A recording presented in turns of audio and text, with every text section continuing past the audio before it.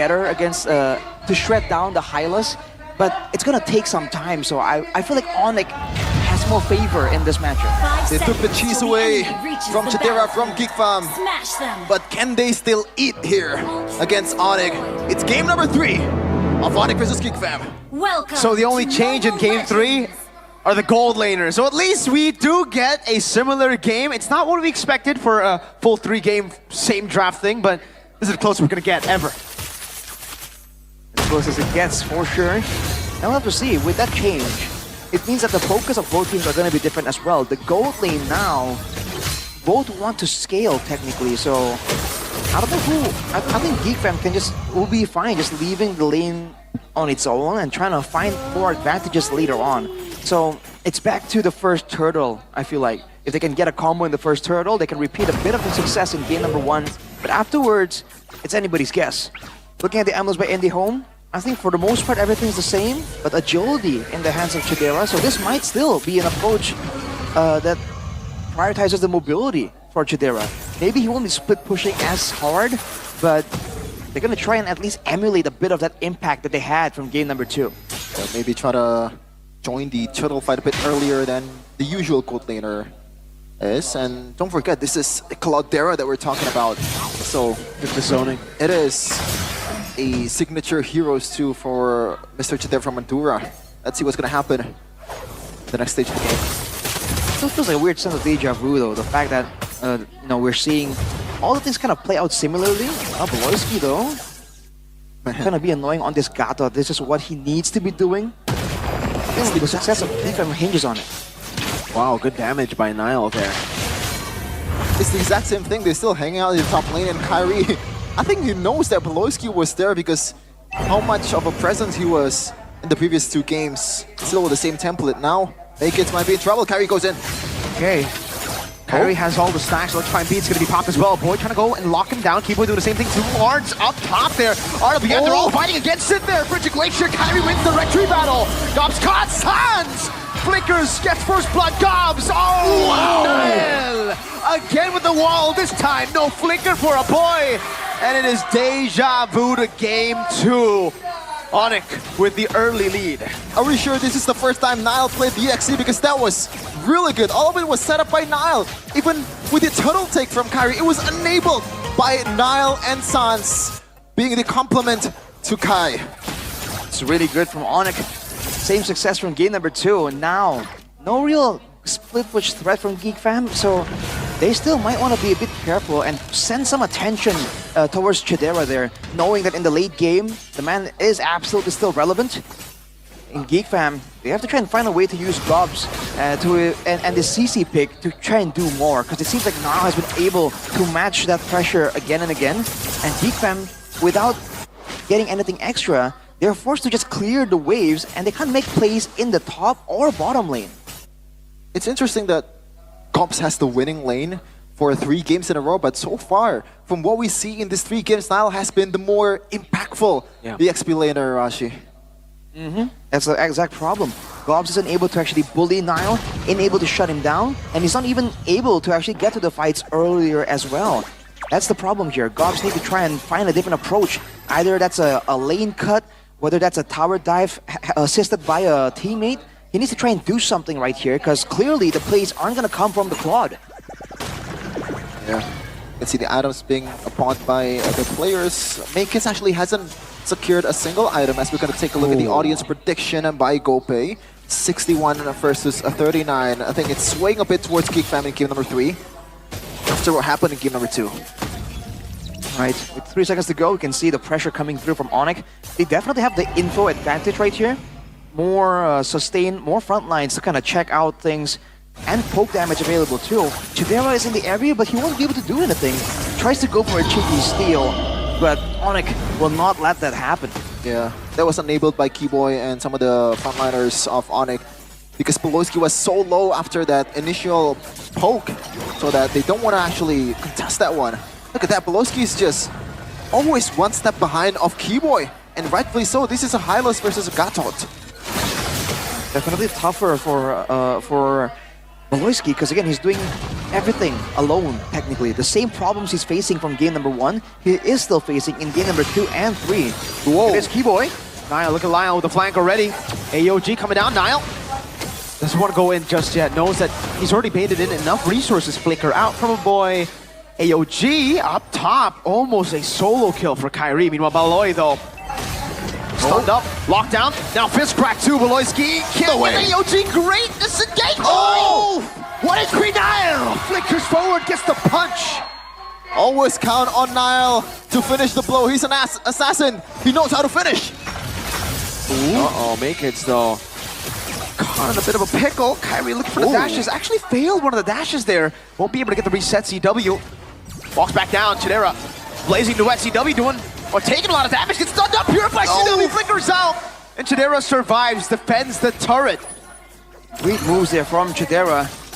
And again, GeekFam stuck on damage control, trying their best as Baloyski again and again is forced to go in front, take some hits, go back to base. He's losing a lot of efficiency on the map here because he's forced to keep going back again and again. Especially with the next team fight coming up, GeekFam has to find a way to kind of solve the whole Keyboy running towards them issue without using 2 ultimates. That's a bit too costly off the back of one single ultimate from the side of onic. Trade happened. 2 tier 1 turrets, 2 one on the top lane and one on the bottom lane, and now we're gonna see the objective battles once again for these 2 teams. Carry already established a really good position, so does Keyboy. Dobbs caught in the bad spot. Kyrie still. Oh wow! Forced to use the electrifying beats early. Keyboy. Look at Keyboy. Vitalize and the glorious pathway. GeekFam are all grouped up. Keyboy very low. Locked down by the CC. Niall walks on the rectory. Won by Make Kids, and GeekFam walk away with a winning turtle fight. Oh, a bit of a mishaps there. Chidera with the blazing duet on towards Natalia, but no matter. They still won the fight. They still take the turtle. This is a W for Geeks. And great moves from GeekFam there, really threatening back and forth with the big AoE tools. onic were respecting it, but that kind of allowed GeekFam a window to really push in and be in position to go for a proper steal attempt. So that was great. The Suyo pick comes in clutch for GeekFam as well right there. We all know it's a lot easier to secure these objectives with the Suyo. But looking at the gold lane still, very, very equal. But Demon Hunter Sword prioritized for Chidera. He has a chance to be a bit more of a threat to the frontliners. But look at Baloyski once again. Oh, this time he gets the AOG. A rare, back going back AOG from Baloyski usually goes to the front. And Chidera, Rashi, I want to talk about this. So far, I don't think GeekFam is losing that much of a value on the absence of a Moskov. Granted, it's still in the mid game. Chidera has been doing actually pretty good with the Claude. I feel like the problems will come in later. A boy though. Wow. They decided to all in like that, knowing a boy. Weird. Well, I guess it was a bait for Flicker, right? In the end, they used 2 ultimates for Flicker. 30 seconds before the Lord. So, pretty good actually. I mean, look at this. Chidera is always like, onic is always playing catch up with Chidera. Chidera is controlling Keyboy, controlling CW, and the whole onic with this kind of like baits in the bottom lane. Yeah, mobility is definitely the name of the game right here. So Chidera can keep doing this, but he just can't join fights as reliably. But in a sense, GeekFam also can't really be forced by onic to capitalize on fights that easily either. So in a sense, the same game plan is at effect, just at a slower pace. Now with the Lord in picture though, onic can try and use the Lord to force GeekFam's hand. Do they want to go for a 50-50? Do they want to force Chidera to rotate? Do they want to catch Chidera mid-rotation? Every single time the GeekFam is split pushing, Baloyski is always on guard duty. And now with the Lord in the picture, maybe onic can find a moment where there's a window of weakness from GeekFam. They shout bot, so it's good for GeekFam right now. Chidera's here. Glorious pathway used up. Keeper gonna be taught into Chidera! That's into the back line, but now it gets faded away, picked up by Kai! Red tree win by Make Kids, electrifying beats! Onto Make Kids, now Flicker from CW to help Kyrie deal enough damage to pick up the double. 2-4-1, one being the Lord for GeekFam. This might be a winning trade for onic right now. They got 2 bodies and they got a turret in the middle. I mean, overall, I feel like onic did win when in that particular fight, that altercation. But overall, with the Lord spawning soon, remember, GeekFam's whole plan is to play macro, is to play with the wave pressure. with the Lord and Empowered Waves, they can do that even more. Even if they lost a lot of value, they lost a lot of gold advantage in that Lord fight, I feel like they can, depending on how they use the Lord here, they can come out on top. I just realized that the kill count is 6-0 for onic. Really does not feel like it's 6-0. Geek Fam is actually winning on the gold. Look at the bottom lane. How is this happening? They got out macro. Chidera is just having a time of his life. This is better than Moskov earlier. There's no threat. He's just way too safe right now, and with the waves all around there, B-Boy tries to find something. But Red the carpet positioning. for boy. Oh, the taunt for Glacier as well. Keyboard's still able to escape Nile. So there, RWM from the side from Sans. There is CW, gets caught by the Vengeance. Gobs gets away barely with the Vengeance. All things considered, they got some damage on the bottom side base turret, and finally now, only now, has CW caught up in the Marksman Trinity. Chidera achieved it like about, I would say 30 seconds, almost a minute ago at most. So Geek Fam, with the Lord, they're able to get 1 or 2 turrets, not too much afterwards. So I think for the most part, it's still kind of equal. It would have been so much better for onic to get that Lord there, because then they can kind of force Geek Fam into team fights and still get that wave pressure by default. So I think that's the idea. That was why Geek Fam were willing to literally sacrifice Chidera with a straightforward blazing duet to ensure that onic are too preoccupied and Maykits gets the chance to go for the retribution. It's a bold move that could have gone wrong, but Geek Fam are just willing to go for it. There you go, another tier 2 taken down for Geek Fam, and look at where the Lord is positioned and also the turrets that Geek Fam has. This is building up towards a favorable position for the Geek Fams, for Beloyski especially, because the wave's gonna push down below. It's all a matter of how they manage it. Honestly, a pretty decent job as well, though, considering they still have the turret. Oh, this time no flicker for a boy. He did pop in the Glacier. Will be able to get some damage. CW forced to flicker around. Beloyski coming in. CW still able to escape Chidera there, doing damage. Winter Crown bot already. Not gonna pop it just yet. Beloyski gonna be shredded down. There is a Vengeance gets used by Gobs. 1 for 1. Beloy for Nile. Uh-oh. The kids. Oh, doing damage. Kyrie still able to escape to evade a bit. Steals the purple buff away. Kyrie is forced to use the electrifying beats. Geek Fam with a winning trade. And now they go on the Lord. And finally the first kill of the game. Oh. And it got them the Lord. Man, Keyboy has some agenda with a boy. It's always a boy, man. He's the most vulnerable target that has no mobility tools. In theory, it makes sense to go for him. But the fact that a boy was able to get off the Frigid Glacier right before his passive pop, I think that's what allowed Geek Fam the time to go for that capitalization. onic, despite how it looks, are still a front-to-back composition, so when Beloyski shows up behind them like that, it just throws everything to disarray. Now with the Lord again, Geek Fam, they're on track to winning this game. I cannot believe it. They might extend the W streak that they have against onic. It's 3 right now in Season 14. It might be 4 after this bout. Who would have thought? Who would have thought that onic would be in this position? Geek Fam would be in this position too. Alright, Geek Fam just taking it slow. onic, they can only engage with... Oh, hang on a minute, AOG! Oh, Beloy! RWM catches 3 in the mobility field. Keyboy walks up. Gobs, Vengeance. Lord charges in. Kyrie jumping in. Electrifying beats. Over to Gobs. Still the sustain to kite away. Frigid Glacier exhausted as well. But the turret in the bottom lane has fallen. So Geek Fam have gotten what they sought out for. Somehow with Beloy, quote-unquote blundering. Was that even intentional from Beloy? Wait, everything you is can never intentional. know. Every Beloy move is intentional. See, I would usually say that's a blunder and they got lucky, but this is big brain Beloy we're talking about. There could be an argument to be made that he kind of set up that crazy play in order for the Lord to be forced to be left alone. Now there's no bottom lane turret and the Lord is on the top side. Overall, again, in the grand scheme of things, in the big picture, Geek Fam just got so much value there. Now it's their time to shine. 8-1 in the kill count, but it don't matter whatsoever. Man, oh man, look at the items, Surashi. Like, it's Winter Crown for Cloudera, so he knows that one of the threats is Kyrie, so he can't really build towards a Wind of Nature. And also carry. He wants an extra outplay potential as well, because he's gonna be all in the action, diving in with the Battle Mirror image. So he needs to be able to buy some time right there. The rest of the team, though, especially for a boy, he hasn't really had big highlights in this match so far, but he is doing a lot of damage on this Aurora, and he has a Divine Glaive at this point.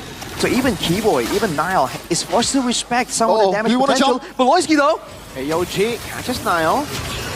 Holding the edge though, Glorious Pathway now slowing Beloyski down as now walks up with a fist crack too, but is able to flick around. Kyrie is along with the electrifying beats. Keyboy taking the damage from Blazing into a real world manipulation. Tadero with the Purify out as well with the BMI. Ooh. No deaths.